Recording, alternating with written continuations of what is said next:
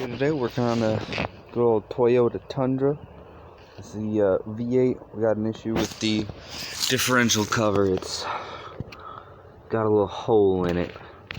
So I got the fill plug out yesterday. I was looking at it a little bit, but I'll show you everything you need to do to get this job done.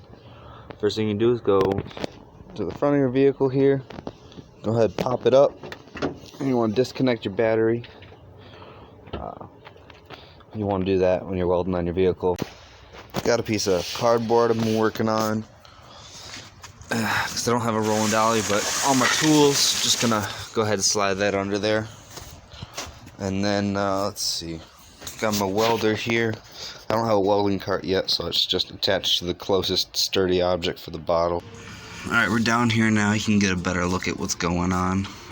My drain plug is actually stuck, but that's because the last person in here put the fill plug in the drain hole and the drain plug in the fill hole. And I can pump this out, the old fluid, with the pump that you used to pump in the new fluid. You just gotta stick the hose down in there and turn the pump around, basically. So I can still remove and add fuel, but as you can see, my oil. My oil is already drained out, so go ahead and crack that loose with a 24mm socket. And I already did that, so mine's already loose. What is up, guys? So I lost some footage here. It got corrupted. I had a couple hours worth of welding.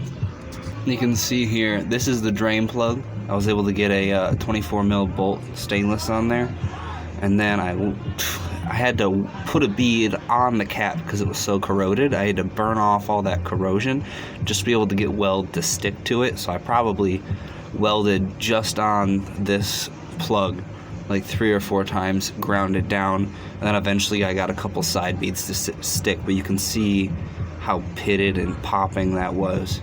It was not fun. I got a little bit of weld on the inside, but again, same thing. It's covered in oil now, and I got a new one on the way, but this will still seal. They didn't have any sort of gasket or seal on it, so it got rusted directly on there. So if I'm gonna put that in even temporarily, I'm gonna clean that up with a wire wheel and put a crush washer on there. But this was leaking. You saw it before. You didn't see it before, sorry, because we lost the footage. I'm gonna go ahead and grind down this, and get down here a little bit, and then I'm gonna pop this in for now, just to make sure I don't get too much in there inside of it. And it's probably negligible at this point with all the welding we've been doing, but I'm gonna go ahead and grind it, then hit it with a torch, and then go from there.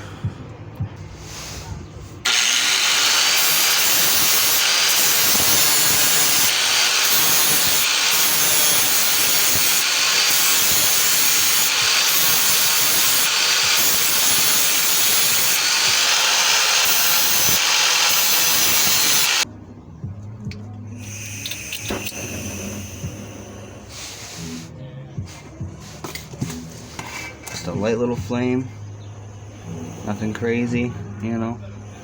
I'm not trying to burn a hole in shit. We're just making sure that all the oil's gone. Oh, that whole thing is thin. Look at how thin that is. That's my patch right there. I ground that thing down. All those flares down there, I think that's where it's leaking from. The fact that that patch is that thin is bothering me, though. Yeah, that's right where it was leaking from, too. Over here looks alright, like I was saying. But yeah, down here, right around there-ish, it's pretty bad. Make sure you're wearing your protective equipment. Flashlight out. It's leaking somewhere. But I think it's, you know what, it's right there. That's where it's leaking, right there. Right there, and right there.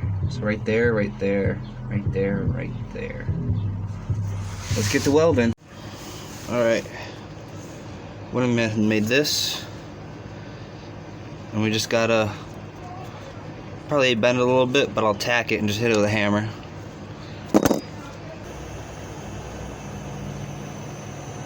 Alright, so lost some footage for the rear differential, which I'll explain to you when I get under there, but this is basically everything I got to rust convert the rest of the cover. I got it to where it's no longer leaking.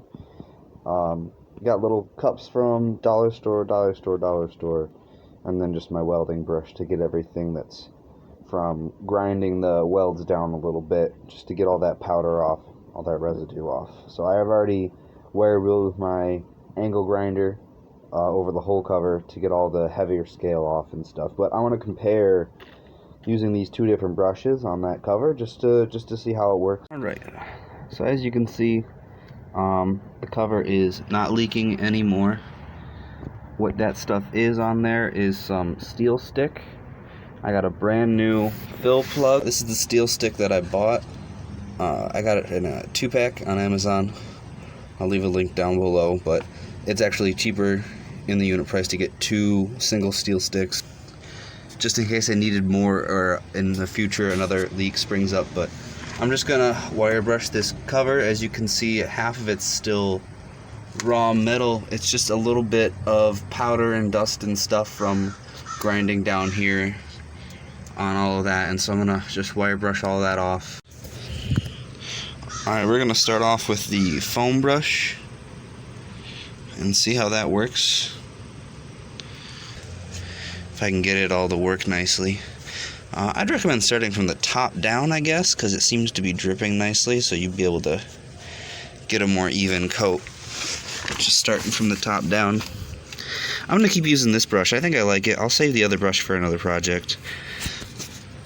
Alrighty, I went ahead and got a nice even coat on that cover, and I'm going to wait until it dries. The instructions say 2 thin coats.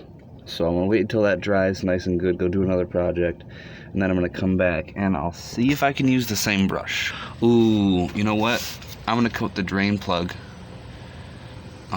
with this stuff too, just to hopefully keep it, just kind of get it up in there, just to hopefully keep it from rusting. There's not much I can do with getting this up in there. It's just going to drip around and stuff, but I don't want it to get stuck again like the previous owner had it stuck. But at the very least, this will protect the hex, so that way I can get a good purchase on it. Nice even coating, fully dry. This is what the differential cover looks like with the rust converter on it. Still got to undercoat it, but you can see how pitted it is, and it's only a matter of time before it all leaks. So just trying to do the best preventative maintenance possible for this cover here. But it hasn't leaked since I welded and put that SteelStik on, so sounds like a good repair to me.